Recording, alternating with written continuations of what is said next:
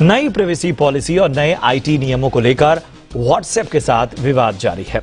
सरकार ने आज दिल्ली हाई कोर्ट में एक हलफनामा दाखिल किया। इस हलफनामे में केंद्र ने अदालत को बताया कि व्हाट्सएप अपनी डिजिटल क्षमता का गलत इस्तेमाल कर रहा है। सरकार ने कहा कि व्हाट्सएप अलग अलग ट्रिक पर अपनाता है और यूजर्स को नई पॉलिसी स्वीकार करने, एक्सेप्ट करने के लिए मजबूर कर रहा है। केंद्र ने हाईकोर्ट को यह भी बताया कि निजी डेटा संरक्षण विधेयक के कानून के रूप में लागू होने से पहले व्हाट्सएप यूजर्स की रजामंदी हासिल करने की कोशिश में जुटा है और इसके लिए यूजर्स पर प्रेशर बनाया जा रहा है। सरकार ने कहा कि कोर्ट व्हाट्सएप को निर्देश दे कि वो यूजर्स को ऐसे नोटिफिकेशन भेजना बंद कर दे। बता दें कि इससे पहले भी व्हाट्सएप ने अपने हलफनामे में कहा था कि उसकी नई प्राइवेसी पॉलिसी किसी व्यक्ति की निजता को प्रभावित नहीं करेगी। व्हाट्सएप ने कहा था कि ऐप को इस्तेमाल करने वाले लोगों की चैट, तस्वीरें या किसी भी तरह की बातें, चाहे वो व्यावसायिक हो या निजी हो, पूरी तरह से सुरक्षित रहेंगी। और इस खबर पर चर्चा के लिए हमारे साथ जुड़ गए हैं cyber law expert Ashutosh Srivastava साहब। बहुत बहुत स्वागत आशुतोष जी जी बिजनेस में। बहुत ही कॉम्प्लिकेटेड हो चला है ये पूरा मामला और व्हाट्सएप की अपनी दलीलें, सरकार के अपने दावे, कानून पर इस बात का भी खतरा कि कहीं ये जो यूजर है उसी के लिए बर्डन न बन जाए। कैसे समझें इसको? कहां बहुत कुछ चीजें कॉम्प्रोमाइज हो रही हैं? देखिए, ये जो व्हाट्सएप रिलेटेड जो इश्यूज है इसमें दो पार्ट हैं एक्चुअली। एक तो ये है कि जो गवर्नमेंट ने जो एथिक्स कोड बनाए हैं, डिजिटल मीडिया एथिक्स कोड अभी 2021 रूल्स, एक वो है, और दूसरा जो व्हाट्सएप ने अपनी प्राइवेसी पॉलिसी बनाई है जिसमें वो जो है टिक करने के लिए जो टिक कंसेंट की बात कर रहे हैं, वो दो पार्ट है एक्चुअली। अब गवर्नमेंट ने ये जो रूल्स बनाए हैं उसके हिसाब से उन्होंने जो इंटरमीडियरीज होते हैं, जैसे व्हाट्सएप जैसे इंटरमीडियरी, फेसबुक, इनके ऊपर जो है इनको रेगुलेट करने के हिसाब से, क्योंकि जो पहले हमारा जो पुराना एक्ट था इंफॉर्मेशन टेक्नोलॉजी एक्ट, उसके अंदर बहुत ही लिमिटेड स्कोप थे, जैसे सेक्शन 73A, 43A, जिसके हिसाब से आप इन तरीके के जो इंटरमीडियरी हैं उनको आप रेगुलेट कर सकते थे।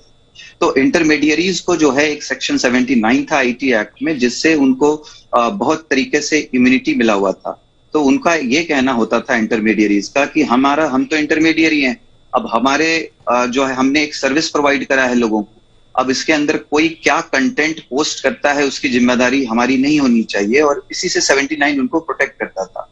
लेकिन जब धीरे धीरे टेक्नोलॉजी और बढ़ा और हम देखते हैं कि बहुत सारे अब्यूजिव चीजें होती हैं, ऑब्सीन चीजें जो बच्चों के लिए सही नहीं है, कुछ नेशनल सिक्योरिटी के अगेंस्ट बहुत सारी बातें ऐसे पोस्ट होती हैं और जिसके लिए इंटरमीडियरीज निकल जाती हैं। इनका कहना होता है कि हमारा इससे कोई लेना देना नहीं है, ये तो जिसने पोस्ट किया है आप उससे जाके पूछिए, उसको आप इंटरोगेट कीजिए, उसको आप बुलाइए।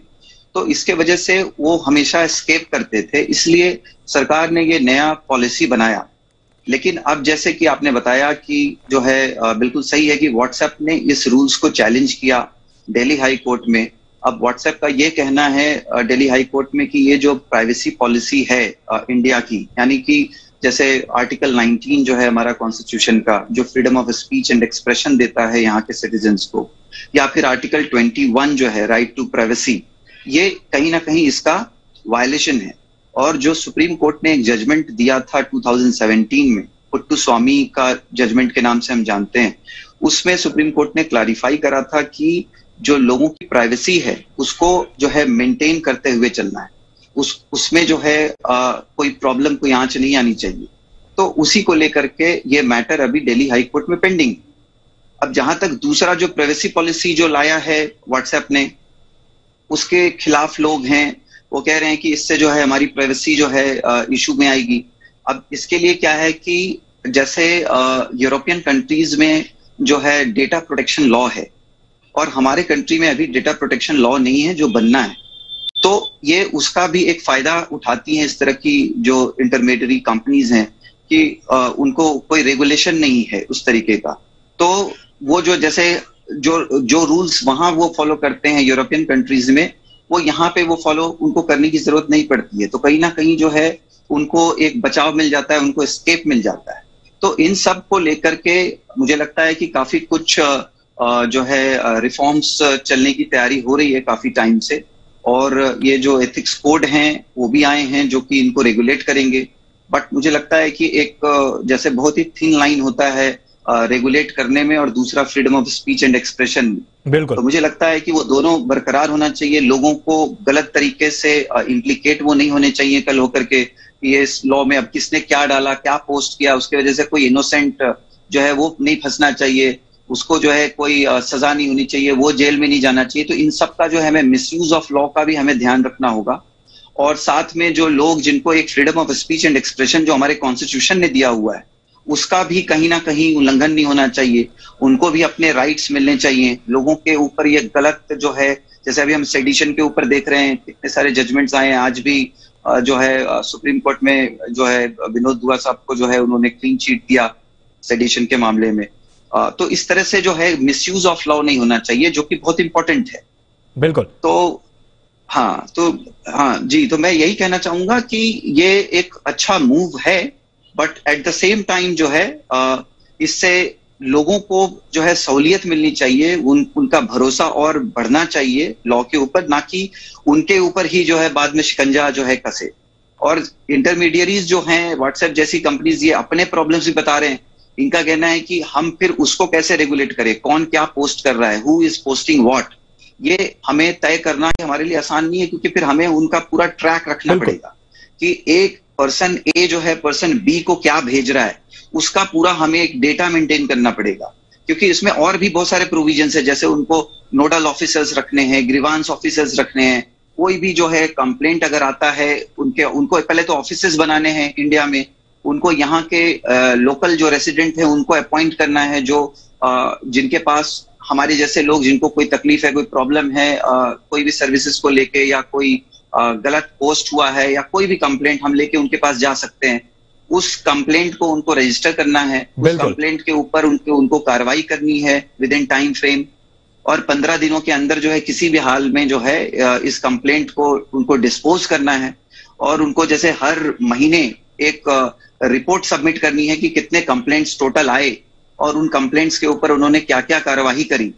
तो मुझे लग रहा है कि ये जो इंटरमीडियरीज हैं ये इतना ज्यादा बर्डन जो है लेना नहीं चाह रहे होंगे, तभी जो है वो उस रूल्स को चैलेंज कर रहे हैं। और आज के डेट में ये मामला पेंडिंग है दिल्ली हाई कोर्ट के अंदर, और मुझे लगता है कि दिल्ली हाई कोर्ट इसके अंदर एक बहुत ही जुडिशियस तरीके से, जो कि लोगों के राइट्स को प्रोटेक्ट करते हुए और साथ में जो है इस रूल का जो फायदा है उसके गाइडलाइंस को देखते हुए कि ये जो है लोगों के फ्रीडम को जो है वायलेट ना करे जी, और एट द सेम टाइम जो है सरकार भी जो है, गवर्नमेंट भी जो है इसको अच्छे तरीके से रेगुलेट कर सके।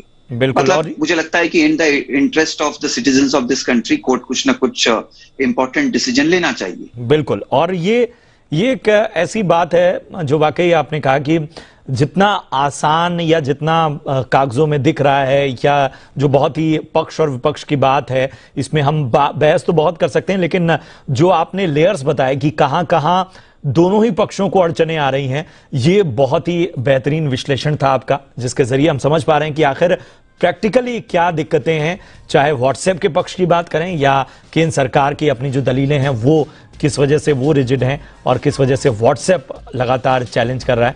ये सारी चीज़ों को समझ पाए हम। बहुत बहुत शुक्रिया करेंगे आशुतोष आपका इस अहम विश्लेषण के लिए।